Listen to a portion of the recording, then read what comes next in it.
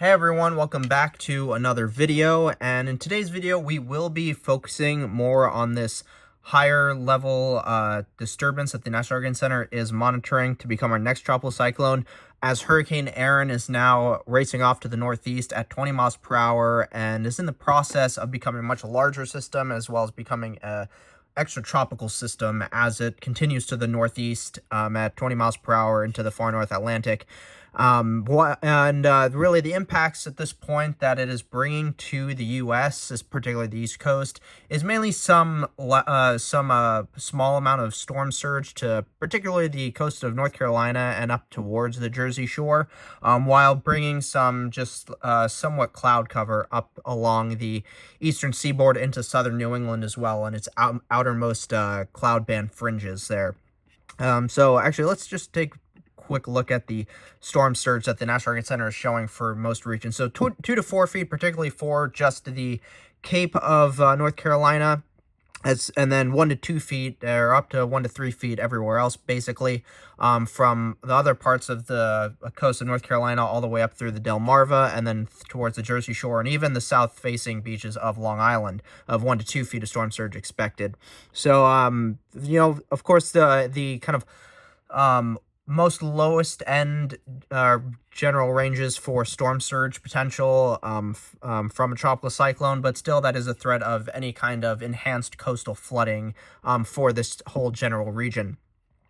So just taking a look at the the track forecasts from the Hurricane Center for Erin, it shows it continuing to race off to the north and east, becoming a post-tropical cyclone officially by the time we get to Saturday afternoon. So as we get towards the day on Saturday, we will expect it to officially become a post-tropical cyclone, but we do see that it does remain in hurricane status, though, or at least hurricane force status, I should say, all the way until we get to overnight Saturday into Sunday, before it drops down back towards tropical storm force status as we get through the later day Sunday and into Monday. So that's kind of really it at this point on Erin. Of course, there are tropical storm warnings there for Bermuda, as well for the northernmost parts of North Carolina into the coast of Virginia and southern parts of Maryland and Delaware. But those will likely expire fairly soon. Now taking a look at, we go to Tropical Tidbits and we take a look at how, Erin is looking currently. It is, by the way, at 100 miles per hour, 952 millibars. So it's still a strong category 2 hurricane, just below that major hurricane threshold. So it is still kind of hanging on still to much more intense intensity right now, as it continues to race off. And because it is moving so quickly now, once again to the north and east towards the North Atlantic, it's taking a lot longer to kind of weaken a good amount. So taking a look at how it looks currently on the infrared, you can see it is a massive system once again, and honestly generally kind of looks to me, just thinking back to as I was growing up, similar to particularly Hurricane Irene from 2011, but even Superstorm Sandy from 2012, with just how kind of massive particularly its cloud cover is and wind field is. I mean, I guess much more closer in line with how large Irene's kind of cloud and wind field was than Sandy's, and Sandy's was like over 1,000 miles wide, I believe.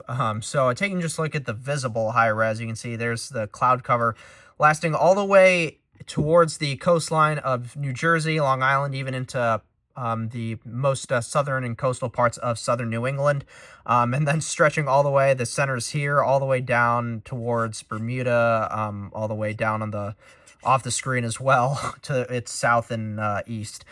So very large system as it continues to expand and get closer to becoming a post-tropical system.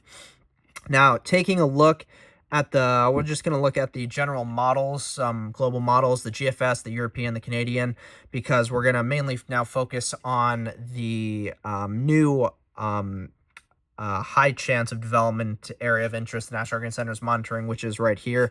Now here's Erin, but first we're going to look at the GFS model to see what the models generally think, particularly for this new area of interest we're seeing that will likely become a tropical cyclone as we get towards this weekend and likely Saturday.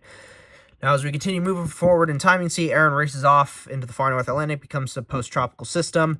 GFS really has our new area of interest consolidating and becoming much more closed-off tropical system as we get into Saturday and then into Sunday, with it strengthening, but still kind of remaining a fish storm for the U.S., but however, it does look like it could be a much more directly impactful system, according to GFS, than even Erin was towards Bermuda, with it getting very close, if not even hitting the island, getting down towards 972, even 965 millibars, it looks like. So also becoming a hurricane potentially, and maybe even a Category 2 hurricane, just based off the general pressure it's showing. But then it continues to race off to the north and eventually potentially impacts portions of maybe the easternmost maritimes of Canada, and then goes off into the far North Atlantic and becomes post-tropical and starts to dissipate.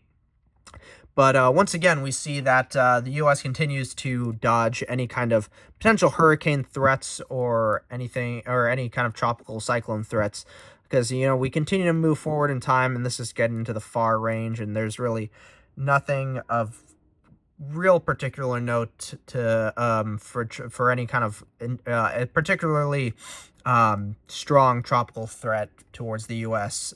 Beyond Erin and even this new disturbance the National Hurricane Center is monitoring. Now, let's take a look at the European model and see what it shows compared to the GFS. Of course, Erin races off, and then it shows the new system a lot weaker and moving also a lot further to the east of Bermuda and being a lot more of a out to sea type system, and then dissipating in the North Atlantic. Now, taking a look at the Canadian model, we see there's Erin. Here's the general shower activity and disturbance that the National Hurricane Center is monitoring for this system. See, it shows it developing, intensifying a bit, also showing it on the weaker end, kind of like the Euro, unlike the GFS, but does show it being a lot more closer to Bermuda and being a bit more of a threat to Bermuda, like the GFS was showing, unlike the Euro, and then racing off into the North Atlantic and dissipating eventually. Now, it does show this other area that has currently a medium chance of development, according to the National Hurricane Center, really struggle to consolidate and become any kind of tropical system, but it does show briefly that maybe it does get a closed-off low-pressure center as it approaches the central Leeward Islands before it crosses into the Caribbean. So maybe it really does try to become some kind of very weak tropical system, but it does seem like this system, though, will not really become too much of anything as a tropical system as a whole. Now, the 2025 Atlantic hurricane season, up to this point, Erin by far has been our strongest, definitely our most talked about tropical cyclone up to this point, having reached a major hurricane status and being the only major hurricane up to this point, especially particularly becoming a Category 5 hurricane with 160 mile per hour sustained winds at its peak and a 915 millibar pressure at its peak alongside it, which is incredibly impressive for really any kind of intensification and tropical cyclone in the Atlantic, but especially with how short of amount of time it went from intensifying into a hurricane and then becoming a Category 5 just a day or so later. Now, the ACE index has now risen all the way to 31 units, obviously majority from Erin, with it becoming a Category 5 and still remaining a Category 2 hurricane to this point, even days after its peak intensity. Now, we are monitoring, obviously, this new disturbance that is likely to become our next named system, and the next name on the list is the F name. The Fernand is the F name. And according to models, the GFS is by far the most bullish, showing it becoming a hurricane, and potentially towards like a Category 2 hurricane even, while the European and Canadian models are saying that it'll remain a more weaker system. So we'll see. We will see. And in fact, let's go back to the tropical tidbits real quick, and let's see if it's invest at all at this point. Oh yeah, invest 90. Let's see, invest 99L or invest 90L.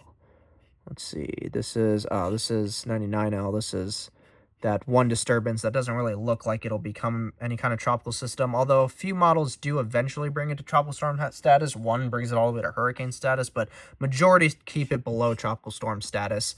But to invest 90L is really what we want to look at. So this is what the disturbance we're really looking at to become our actual next named tropical cyclone.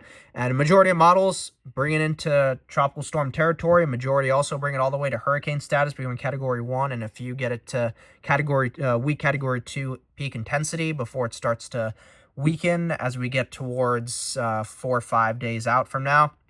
So this definitely does look like it will become our next, not only our next name storm, but also potentially our next hurricane as well. But track-wise, it's looking like it's going to kind of take a even more kind of eastern track than Erin did, being even further offshore of the U.S. East Coast. And but Bermuda still does look like it will see impacts from it directly and even indirectly. A few models, I believe these two, even bring it to getting pretty much right over the island. So we will really have to track that closely, because Erin, it did seem like maybe it could early on impact Bermuda more directly than it did. But this system, with this system, it definitely does seem like it definitely has a lot higher chance to impact Bermuda even more directly than Erin ended up doing whatsoever. The GEFS ensemble track and model track and intensity guidance shows it honestly getting really close to Bermuda, and even I think this track brings it right over the island, because I believe that's the island right there. So that's certainly interesting to take note of. So we will see what happens with that as we get especially into this weekend, as it really does likely become our next named tropical cyclone once we get towards Saturday and Sunday. And then next week is when, during most of next week, we'll see where it really tracks and see how directly it impacts Bermuda. So hopefully you guys enjoyed this video, found it informative, interesting. How strong do you guys think this next system that the National Hurricane Center is monitoring that will likely become Fernand in the coming days and into the weekend, the F name storm, the next name on the list? How strong do you think it'll become? How directly do you think it'll impact Bermuda? Subscribe for more updates as we get throughout the rest of this weekend and into next week, and I'll see you guys in the next video. Bye.